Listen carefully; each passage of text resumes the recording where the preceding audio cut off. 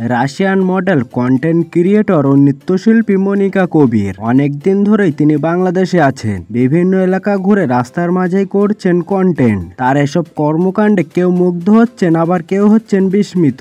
সম্প্রতি বাংলাদেশের এক সংবাদ মাধ্যমের সঙ্গে সাক্ষাৎকারে নিজের ব্যক্তিগত জীবন সহ নানা বিষয় নিয়ে কথা বলেছেন মনিকা, যেখানে তিনি জানিয়েছেন সুযোগ পেলে শাহরুখ খান নয় বরং শাকিব খানকেই নায়ক হিসেবে চান তিনি। সাক্ষাৎকারে মনিকা জানান তার জীবনে এমন অনেক ঘটনা রয়েছে যা থেকে সহজেই সিনেমার গল্প তৈরি করা যায়। উপস্থাপিকা মনিকাকে প্রশ্ন করেন, যদি তিনি সিনেমা বানান তাহলে সেখানে কোন নায়ককে চাইবেন, শাহরুখ নাকি অন্য কেউ? উত্তরে মনিকা জানান শাহরুখ খান বুড়ো হয়ে যাবে, তিনি নাকি এত দ্রুত কাজ শুরু করতে চান না। একবার যদি সিনেমা নিয়ে কাজ শুরু করি তবে দীর্ঘ সময় ধরে কাজ করবে।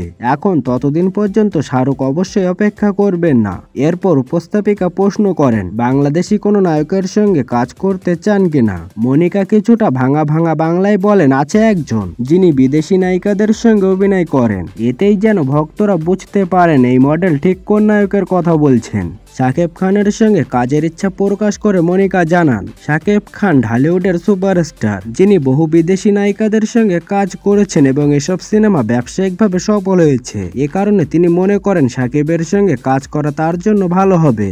রাশিয়ান মডেল মনিকা কবির সামাজিক যোগাযোগ মাধ্যমে বেশ জনপ্রিয় মুখ। মনিকার রুশ নাম মারিয়া ভ্যালেরিয়াভানা, ডাক নাম মনিষ্কা। তিনি লাতিন নাচে পারদর্শী এবং ছোটবেলা থেকেই বাবার ব্যবসার কারণে বিভিন্ন দেশে বেরিয়েছেন। তাই রাশিয়ান ভাষার পাশাপাশি বাংলা, হিন্দি, পোলিশ, তুর্কি, ইংরেজি ভাষাও জানেন এই লাস্যময়ী মডেল। সাম্প্রতিক সময়ে এক সাক্ষাৎকারে রুশ তরুণী প্রকাশ করেছেন যে তিনি ভবিষ্যতে বাংলাদেশি ছেলেকে বিয়ে করতে ইচ্ছুক।